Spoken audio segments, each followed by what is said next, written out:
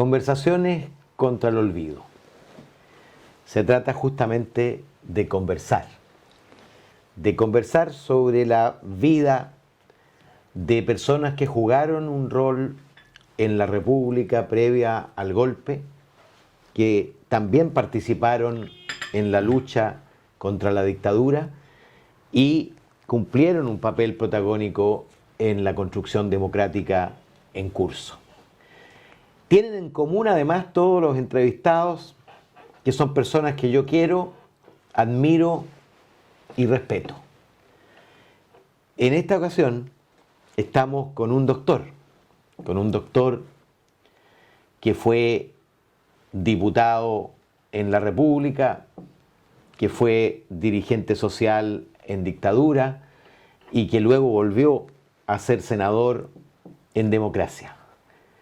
Algunos dicen que es la reserva moral de la democracia cristiana, parte de la reserva moral de la democracia cristiana. Se trata del doctor Mariano Ruiz Esquide. ¿Cómo estás, Mariano?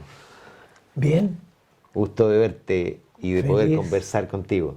Feliz de saludarte, de tenerle en mi casa y hablar, conversar. Yo sé que usted es un gran conversador y vamos a recorrer su vida desde los inicios. Tú eres hijo de un republicano español que llegó a Chile por ahí por el 17. ¿Cómo fue esa infancia penquista? Fue una infancia feliz. No puedo quejarme. Mi padre llegó a Chile en el año 17, exactamente como tú lo señalas, y llegó a Concepción. En ese entonces, toda la gente extranjera, en el caso de los españoles, que no vinieron en el Winnipeg, sino que llegaron antes, llegaban a casa de tíos, primos que habían venido antes ya desde España.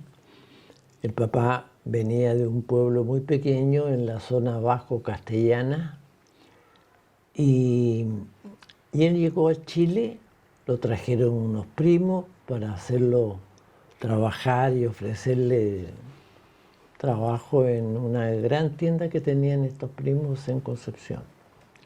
La Gran Vía se llamaba en el recuerdo de la vieja Gran Vía Española, madrileña. Así. Entonces, de ahí le ofrecieron que se viniera a Los Ángeles.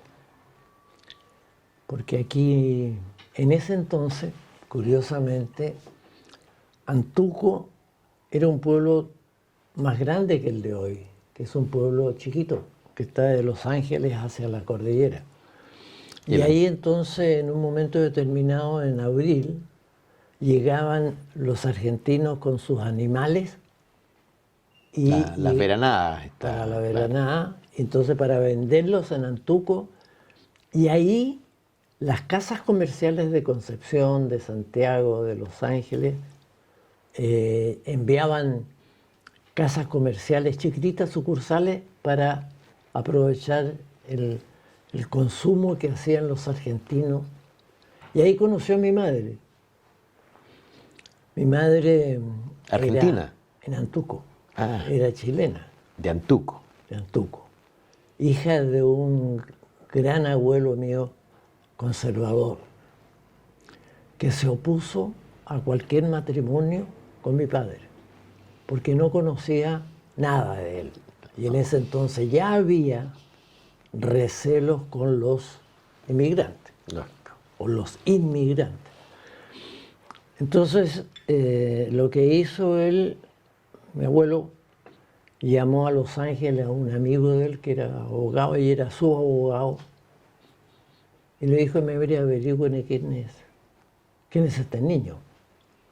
Y él dio una versión muy ponderada, diciendo que era un gran hombre, a pesar que era muy bajito, pero que sobre todo lo único que tenía era honrado, trabajador, pero pobre.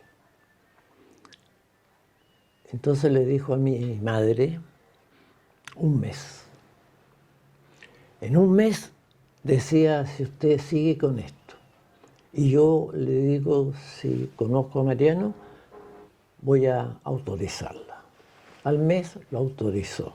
Y se casaron en Antuco, Oye, tú te educaste en los padres franceses. en los Sagrados Corazones de Jesús y María. Y te hiciste muy católico, ¿no? Eras ferviente católico. Me dicen que llegaste incluso a pensar en el sacerdocio como vocación.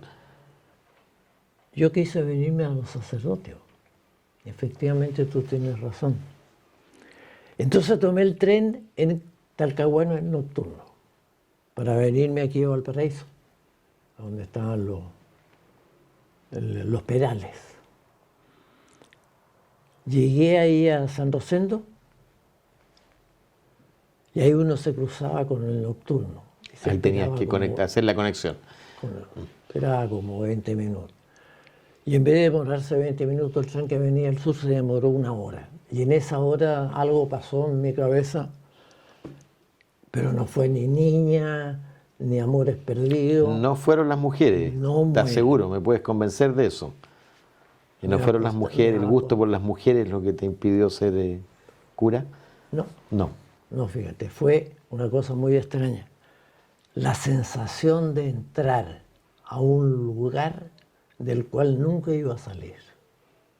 Porque en aquel entonces se saldría un cura Claro, cada mil. en cada lustro.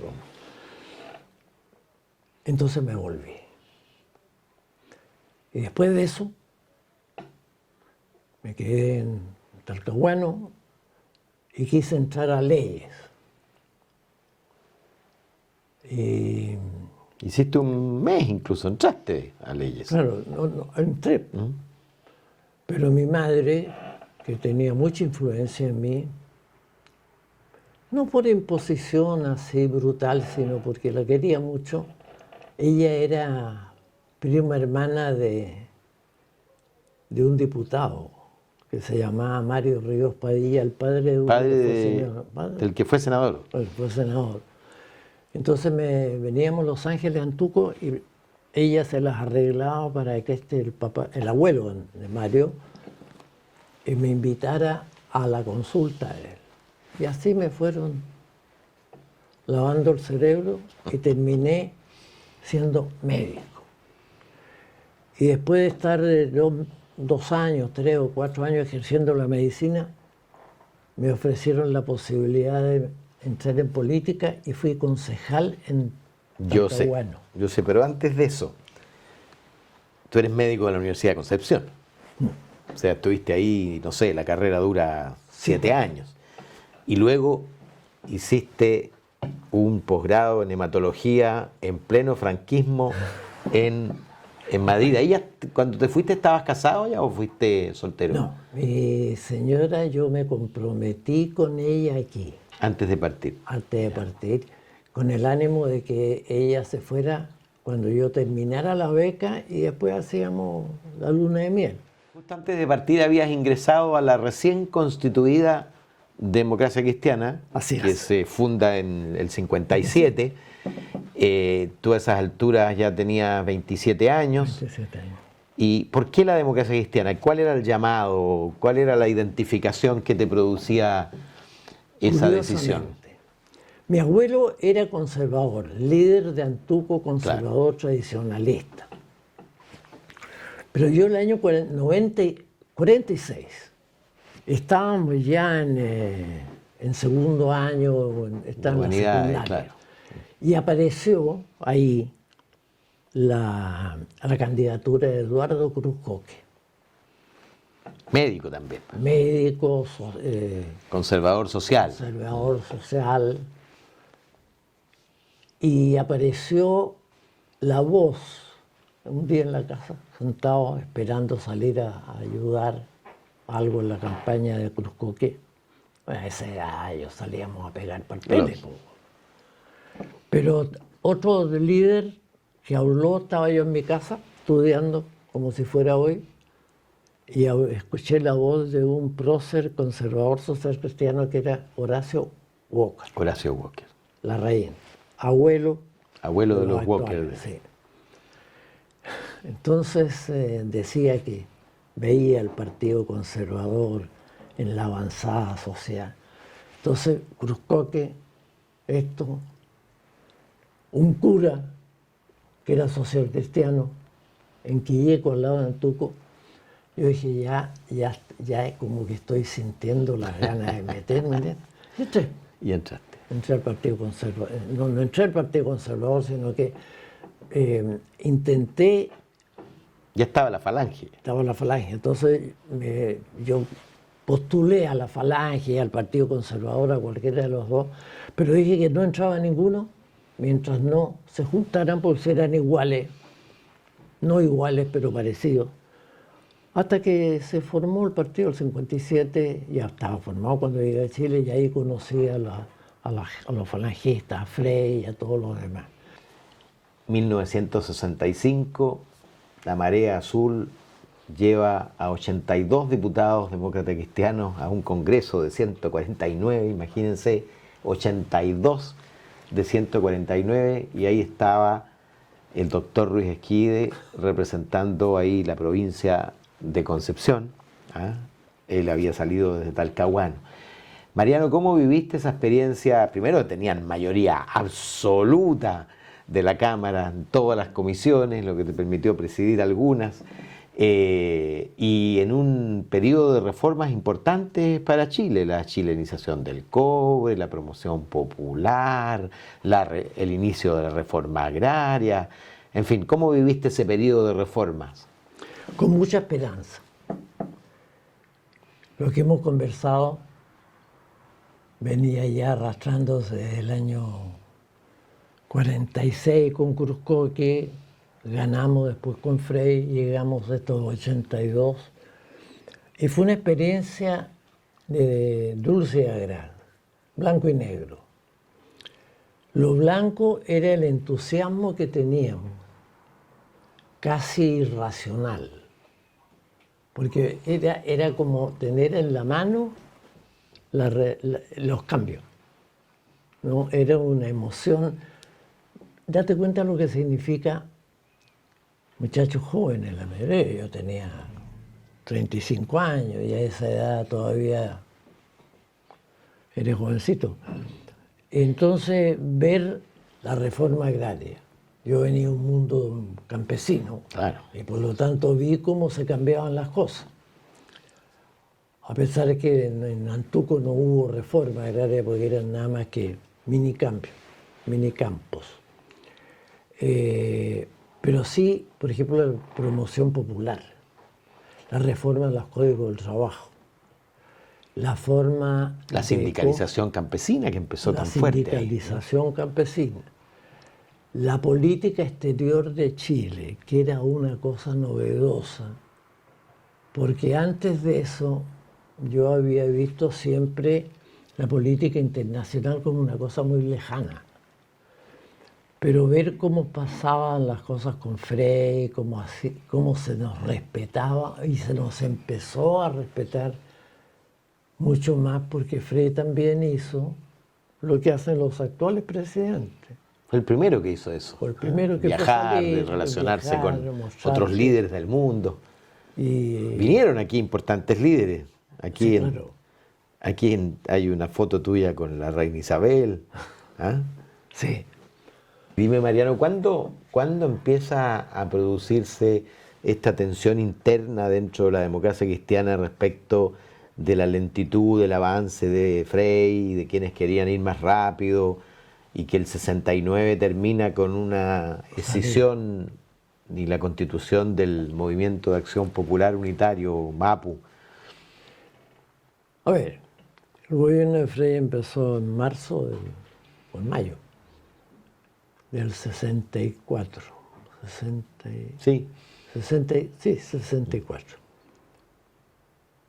3 meses después. A los 3 meses ya nos empezamos a reunir, unos más cercanos que otros, y se empieza a producir ya esa sensación de como 3 o 4 parámetros que empiezan a ser motivo de discusión. Nada de ruptura ni de nada, pero de discusión. Lentitud del gobierno.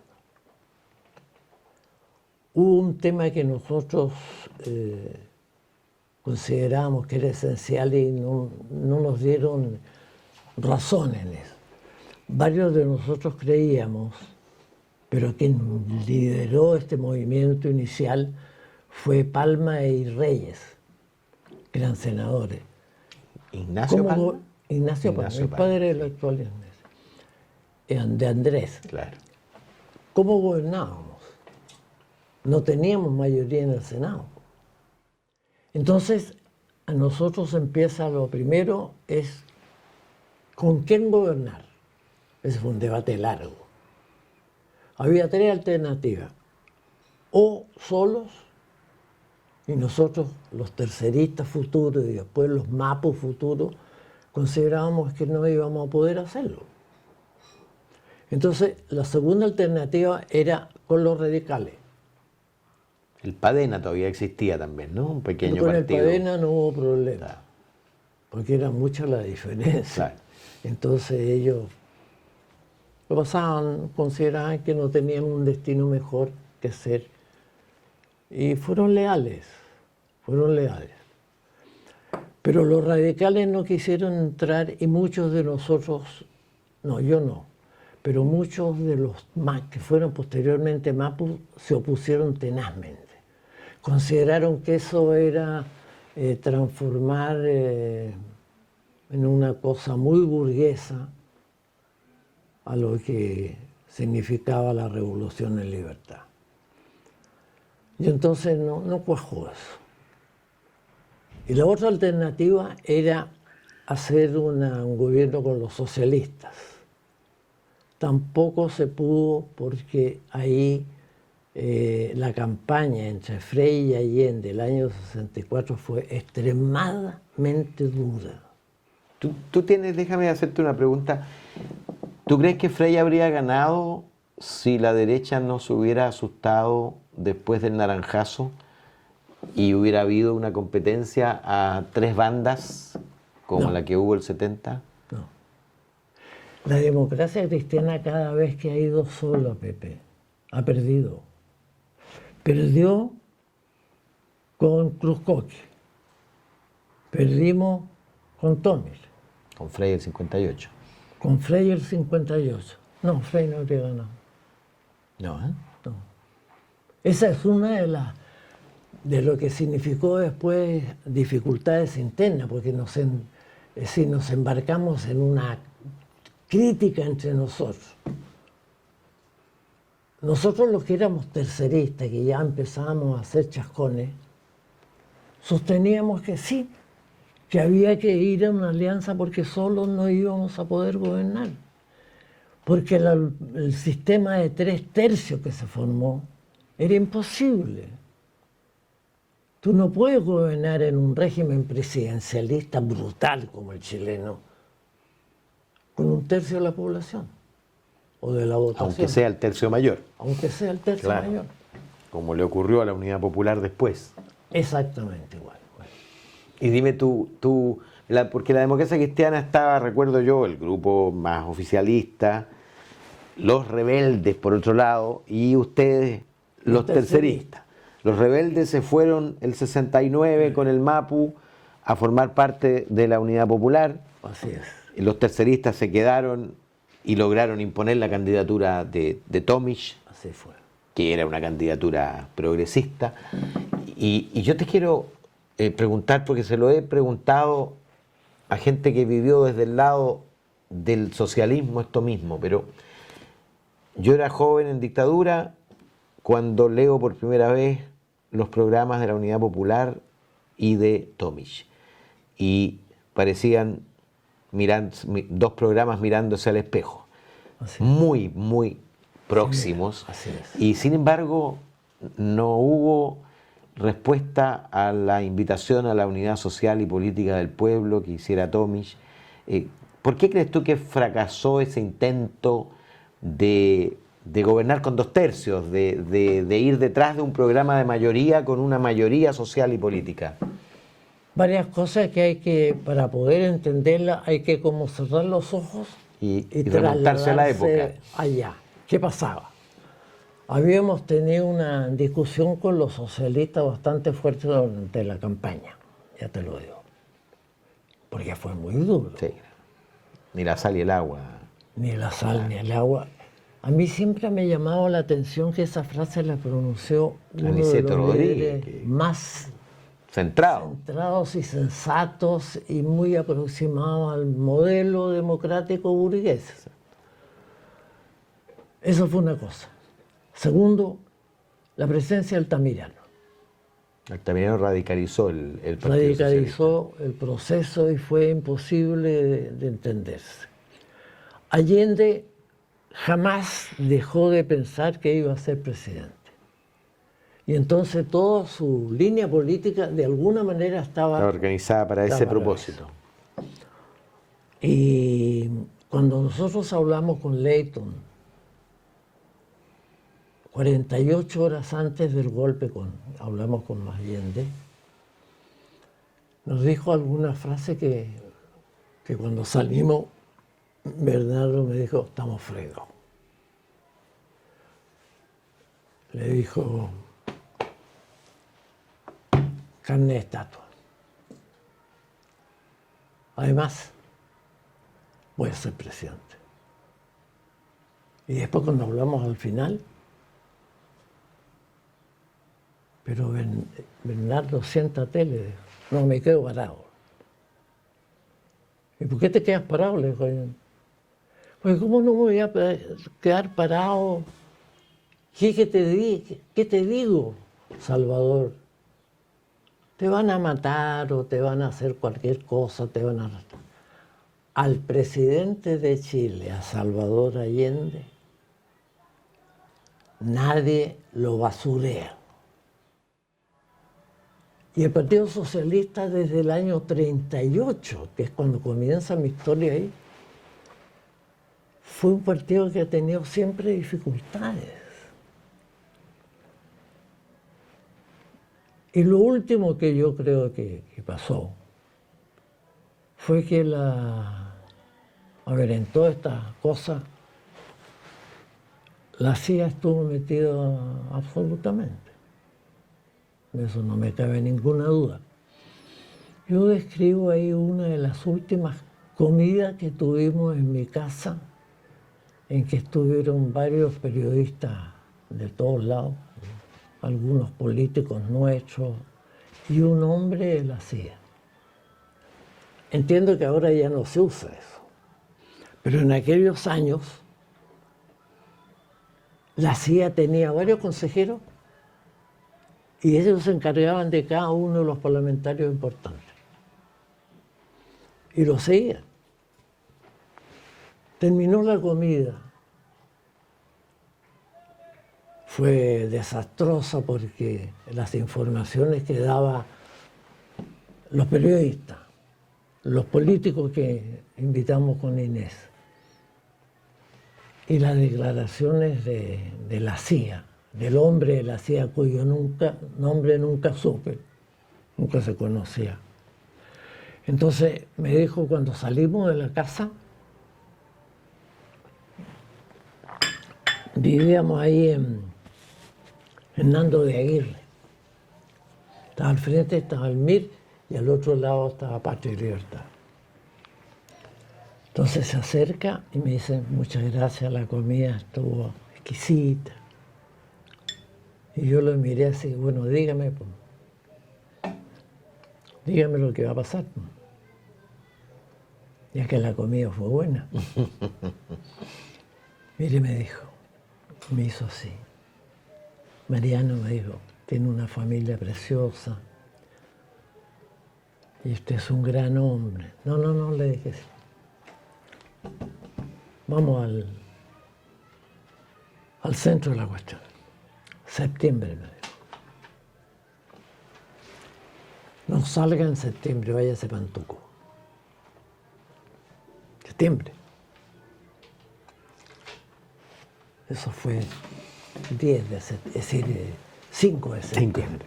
Mariano, tú escribiste un libro muy lúcido en pleno curso de la Unidad Popular, publicado en marzo del 73, ya había pasado el paro de octubre, estábamos en situación de inflación desencadenada, desabastecimiento, etcétera.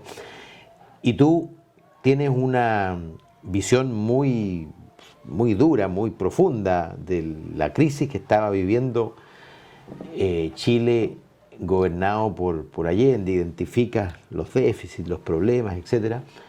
Pero te planteas tú el desafío de cómo ser oposición e impedir el avance de ese proyecto, pero al mismo tiempo no alimentar a la derecha que incubaba la perspectiva del fin de la democracia.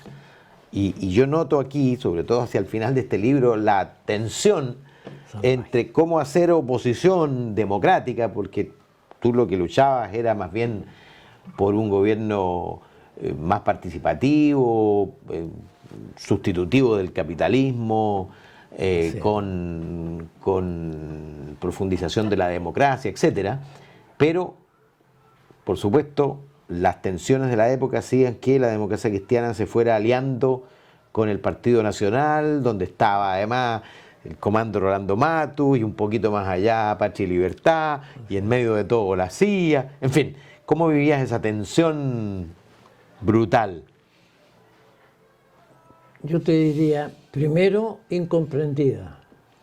Todo el esfuerzo que nosotros hacíamos era, y el eslogan un poco del libro era, no queremos derrotar a Allende de ninguna manera, queremos que cambie. No queremos derrocarlo, queremos derrotarlo, porque estamos en este juicio. Segundo, nos encontramos, para nosotros eran 4 o 5 razones por las cuales veíamos muy, muy difícil lo que estaba pasando. Uno, la presencia de la CIA, que nosotros la teníamos ahí en la mesa. Segundo, la tosudez de Ibáñez, es decir, de Allende, perdón. La tosudez de Allende. Tercero, la tosudez y la falta de realismo político de Altamirano. Cuarto, lo único que nosotros queríamos es que el presidente le hiciera caso al Partido Comunista.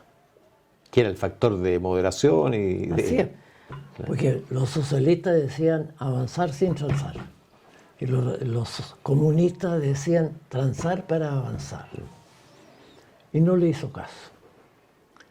La quinta cosa o cuarta cosa fue el empecinamiento de la derecha en preparar el golpe como diera lugar. Porque eso venía de antes. Además, no era la primera vez que la derecha estaba haciendo jueguitos con las Fuerzas Armadas, por Dios. Claro. Bueno, definitivamente, conclusión, que no había nada que hacer. El problema para los demócratas cristianos en ese momento era decir, mire, va a haber golpe. Aquí va a haber golpe. Entonces, no había nadie en Chile que no pensara en ese momento, Pepe, que no iba a haber golpe. El problema era de dónde venía, si de la ultraizquierda o de Patria y Libertad. Entonces, ahí se aplicó en la gente nuestra, habiéndose llegado a la conclusión de que aquí va a haber golpe, es legítimo, adecuado, digno del humanismo cristiano, escoger el mal menor. Y esto lo discutíamos y lo conversábamos mucho con Alberto Saldívar, que era muy amigo hermano mío. Hermano de Adolfo. De Andrés y de Adolfo. Y se llegó a la conclusión, y el país entero, si por eso triunfa el golpe. Porque la gente entiende que las Fuerzas Armadas nuestras, si dan un golpe, va a ser corto. Y algunos demócratas cristianos pensaron que siendo corto podía asumir. Frei venía como victorioso en la próxima elección. Así es.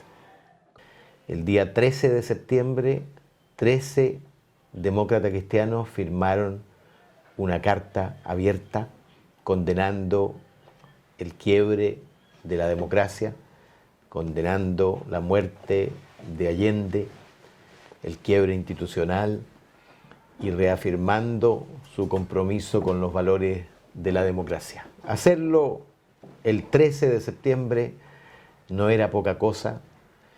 Ese documento se conoció en todo el mundo, se conoció en Chile y hoy día es un documento de un valor histórico, político, pero sobre todo moral, que marcó la vida, por supuesto, a Mariano Ruiz Esquide, pero también a Belisario Velasco, a Sergio Saavedra y a los 13, Jorge Cash, Ignacio Balbontín, creo, sí.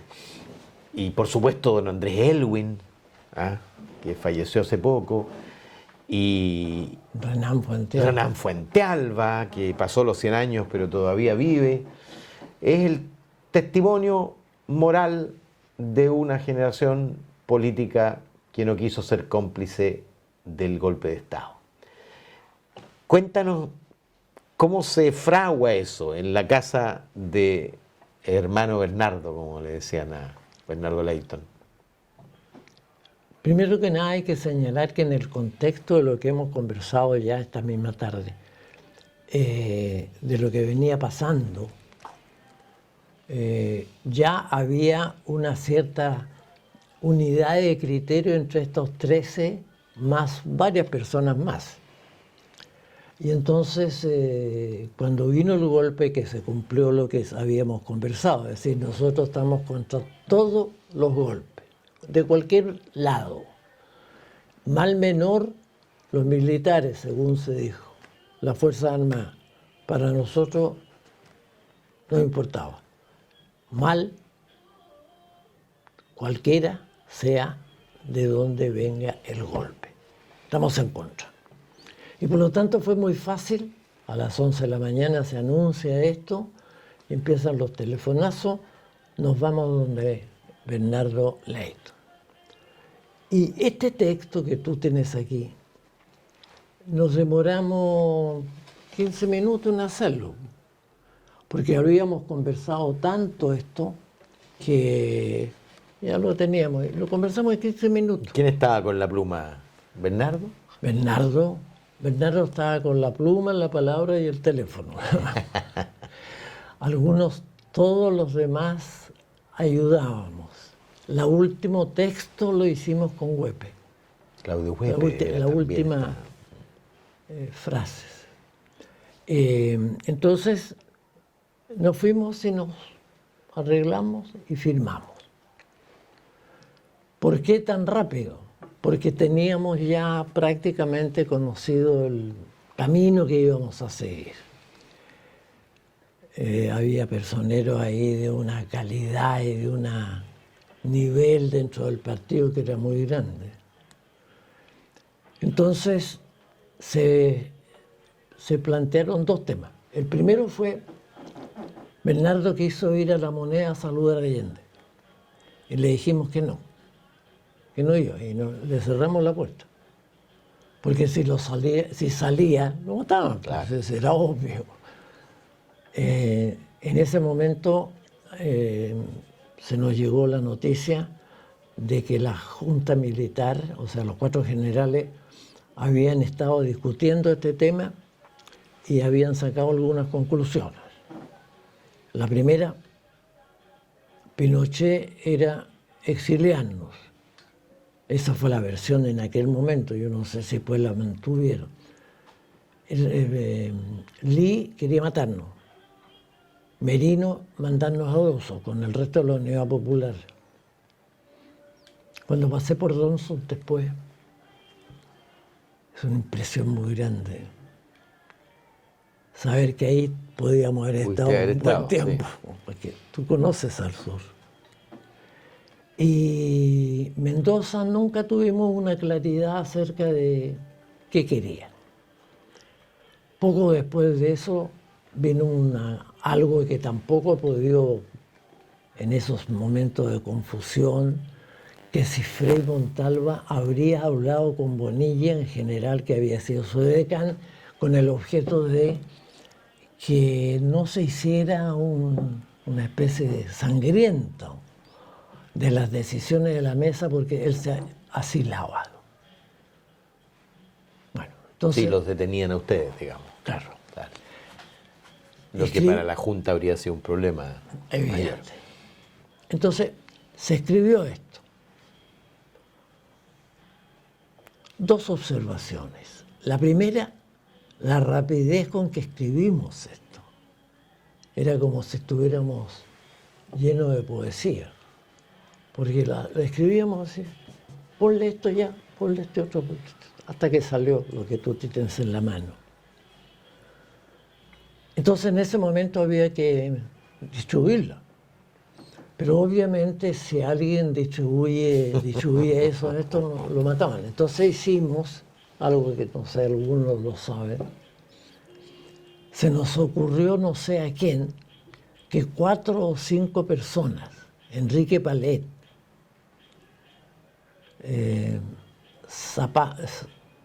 Reinaldo Zapag, Donoso. ¿ah? Donoso parece también. Donoso, y no recuerdo cuál es el cuarto. Pero esos 4 personas se los entregamos para que la fueran a dejar a la embajada italiana a través de Volumini, que era un personero muy cercano a Aldo Moro y muy amigo nuestro. Entonces se les entregó la carta y se fueron. Antes de salir, alguien dijo, sí, pero le van a pillar la carta y los van a agarrar y se los van a llevar. Entonces a alguno de los más lúcidos se le ocurrió, hagamos una carta falsa. De apoyo al golpe. De apoyo al golpe. Entonces hicimos una carta, más o menos de la mitad de este tamaño, y la firmaba una señora Tila Castillo, que no existía. Entonces la pusimos encima y alguien dijo, ¿y ustedes creen que alguien les va a creer esta cuestión?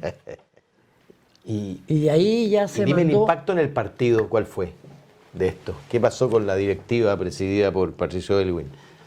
Nos llamaron a un consejo, o un semiconsejo, mezcla de la directiva, en la casa de Valenzuela Valderrama. Y ahí uno de los diputados nos pidió que renunciáramos al partido. Así. Y Bernardo Leto le dijo, yo no firmo nada, ni ninguna renuncia. Ni ninguno de nosotros va a firmar ninguna renuncia. Si quieren, nos expulsa. Pero así, no lo hacemos. A la salida, iba saliendo el presidente Frei Montalva. Entonces, íbamos saliendo con Huepe y el presidente Eduardo Frei nos dice, pero se dirigió fundamentalmente a Claudio y le dice, mire Claudio, nosotros, entienda, yo no tengo nada que ver en esto. ¿Se refiere al golpe? El golpe. Y entonces Claudio le dijo, lo sé, presidente, lo sabemos, porque si no lo supiéramos y tuviéramos esa certeza, no estaríamos conversando con usted. Bien, le dijo. ¿Tú volviste al sur en esos Sí, años? me fui inmediatamente. Te fuiste al sur, ¿eh? Me fui al sur porque ahí, inmediatamente después de eso, en el servicio de salud echaron a todos los UP, a todos, no quedó nadie. Entonces nos llamó a los demócratas cristianos y médicos, nos llamó el doctor Morales, que fue nombrado en ese momento como director nacional del servicio de salud, que era uno solo, no estaba tenía ese fragmento regional. Claro. Tú cuando, porque después viene, bueno, presidente del Colegio Médico, la Asamblea de la Civilidad, adquieres una cierta notoriedad, llega la hora de las candidaturas, bueno, Claro. participaste muy protagónicamente en la campaña del no, luego vienen las candidaturas y ¿Mariano era alguien conocido en el territorio a esas alturas? Sí. Sí, Primero, porque yo había atendido en Talcahuano como médico y era el único que salía en las noches a atender a la gente. ya. Pero jugaste un rol destacado en el Senado. Además te hiciste querer mucho transversalmente. Yo Sí, diría, fíjate, es bien a curioso. pesar de ser un senador con posición, tú tenías mucho respeto más allá de las fronteras de tu partido, incluso de tu bloque político. A qué atribuyes eso?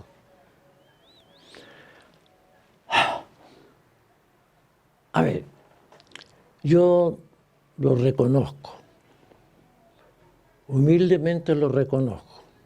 No, todavía he ido al Senado y los funcionarios me saludan y algunos senadores también. Mira, yo creo que a tres cosas, básicamente. Primero, dos de las tres cosas que me enseñó mi abuelo. Que fuera ¿El hombrecito, hombrecito? que no fuera pipiolo, o sea, que andaba para lado y lado. Y tercero, porque yo nací en un hogar y en una familia extraordinariamente cariñosa, casi meloso. Entonces, me acostumbré a vivir y a tratar a mis amigos y a la gente Con así. cariño. Entonces, para mí, por ejemplo, cuando castigaron a Orpis, yo lo llamé. Lo llamaste. La tuya fue una carrera parlamentaria larga, porque son 24 años de senador. Solo Más- Allende en el siglo ha Sí, tenido claro, más un periodo y medio por el golpe, si no habrían sido 2 periodos de diputado. Así es, Pero también tuviste una carrera larga de médico. así O sea, es. ejerciste de verdad Así es. la profesión. ¿Mm? Y fuiste también un demócrata cristiano, eres un demócrata cristiano entraste en 1957, más o menos. Sí, o sea, ¿cuánto llevamos ya? Estamos hablando de 62 años, 63 años de demócrata cristiano. Así es. Y parado desde hoy, con un tipo que siempre ha buscado la unidad de la centroizquierda y que ha fijado al partido en ese domicilio, ¿cómo ves lo que ocurre hoy día con la democracia cristiana? Estoy tremendamente preocupado, debo decirlo con franqueza. Y en una entrevista como esta, yo diría que la democracia cristiana tiene que corregir tres cosas. Primero, aclarar cuál es su ideología. Y te lo digo por lo siguiente, pues nosotros somos humanistas cristianas en la doctrina, centro izquierda en la ideología, patriotas en la búsqueda del bien de Chile. El partido no ha logrado tener un domicilio que todo el mundo entienda que es el del partido, porque las veces que se ha fijado domicilio por parte de la mesa directiva, me refiero a la mayoría de la mesa directiva, ha sido desmentida por otros. Segundo lugar, de repente la mesa dice que está por los acuerdos con el gobierno. Y algunas personas consideran que esos acuerdos han sobrepasado la distancia que hace que se puedan llegar a acuerdos, pero sin enajenarse la voluntad demócrata cristiana con el gobierno. Y yo he escrito en las cosas de la cooperativa que me publican que eso no se ha hecho habitualmente nunca, salvo en los tiempos de Juan Antonio Ríos. No, Antonio Ríos. Bueno. Siempre cuando el presidente invita a gente de un partido, lo hace, salvo Juan Antonio, lo hace vía partido. Es decir, yo invito al presidente del Partido Demócrata Cristiano a que se sume a mi gobierno. Pero esto de que el presidente, que cualquier cosa puede tener menos ser tonto, llama a uno y le ofrece un proyecto para adentro. Segundo, llama a otro para otra cosa. Entonces lo va pescando de uno. Y eso hace que el que es el ofrecido, el beneficiado con lo que significa un respaldo del Ejecutivo en un régimen presidencial como loco. Yo espero que algún día volvamos al régimen parlamentario, lo digo sinceramente. Entonces esa persona queda sujeta. Y en política todo se cobra. No hay regalos. La primera que dijo que iba a hacer el puente con el gobierno fue mi queridísima amiga Carolina Goich. ¿Cómo viviste su candidatura, que fue al final, cómo viviste esa candidatura presidencial? Porque fue la primera decisión después de decenas de años de Elwin, Frey, Lagos, Bachelet, Frey, Bachelet, 6 elecciones presidenciales seguidas como centro izquierda, y la primera vez que nos dividimos cuando la democracia cristiana toma la decisión de no ir a primarias y de ir hasta el final con la candidatura de Carolina. ¿Cómo lo viviste eso tú? Con una inmensa tristeza, con una inmensa molestia, con un gran desaliento y con una gran rabia. ¿Te explico? El resultado fue lo que tú preveías. Absolutamente. Pero mira, si era cuestión de vivir la historia. Lo que pasa es que en Chile la gente no sabe la historia de nuestro país. Por Dios. Nunca la democracia cristiana hasta ahora ha ganado cuando va sola. Nunca. Mariano, y para concluir esta larga conversación, tú, bueno, vas a llegar a los 90 ahora, 2020, y si miras para atrás, has vivido probablemente el periodo de la historia de cambios más vertiginosos de todo tipo, económicos, sociales, culturales, tecnológicos. ¿Cuál es tu balance al final desde los 89 que tienes hoy día? A ver, yo tengo por Chile un amor como lo tienes tú y lo tiene toda la gente, que no sean capitalistas, porque los capitalistas, como dice muy bien algunos libros antiguos de esos viejos bestsellers, el dinero no tiene color. Ni patria. Ni patria. Y eso nos está pasando. Si eso sigue, el país va a desarmarse. Segundo, ese desarme del partido, esa crisis brutal, porque nadie puede, ningún país puede resistir, Pepe, una diferencia de ingresos tan brutal como la que tenemos. El más rico de Chile gana en un año lo que el que menos gana tiene que trabajar 4.000 años. Eso lo sabes tú mejor que nadie. Esto no lo resiste una democracia. Por lo tanto, si además de eso tenemos un gobierno que está enredado por ser caballero, pero enredado. 5 o 6 candidatos presidenciales a la mitad del periodo. 5 o 6 candidaturas que parecen de la oposición. Porque los dichos que se dan, Ave María Purísima, sálvame de este pecado. Y la derecha cuando pelea, pelea de verdad, ya lo habíamos dicho aquí.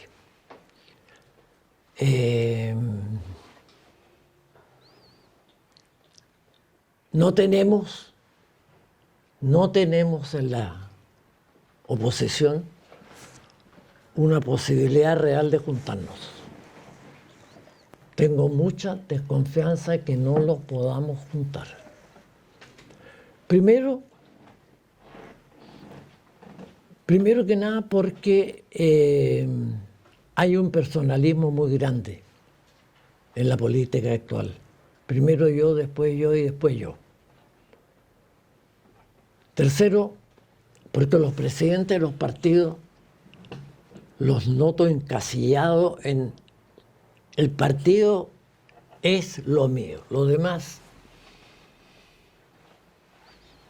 Y yo se lo he dicho a la gente del Partido Socialista, que son amigos míos, se lo he dicho a los radicales, a Jarpa, que es amigo mío. Y no se lo he dicho nunca es al presidente de mi partido. Veo un frente amplio que no es gobernabilidad segura y que por lo tanto yo creo que no tiene chance. Segundo, el Partido Socialista, que también está enredado. Y bastante, ¿no? No sé tú qué piensas, sí, pero está. Están los radicales, que sí, yo creo que con ellos se puede llegar a un acuerdo relativamente importante.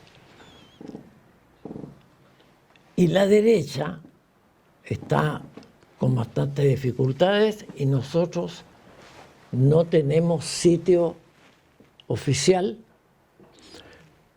No sabemos qué piensa el presidente del partido, porque un día dice que va a pactar con la centroizquierda, después se reúne con Piñera, y como decía Tomis, cuando se pacta o se gana con la derecha, es la derecha la que gana. Y además no se puede hacer otra cosa más que un análisis dimensional. Hablar una persona con el poder ejecutivo presidencialista que tenemos, esta otra persona pierde tarde o temprano. Esta ha sido una conversación sobre su vida y sobre, como ustedes pudieron ver, el presente y también el futuro con el doctor, senador, diputado, médico sobre todo, patriota, demócrata cristiano, progresista, Mariano Ruiz Esquina.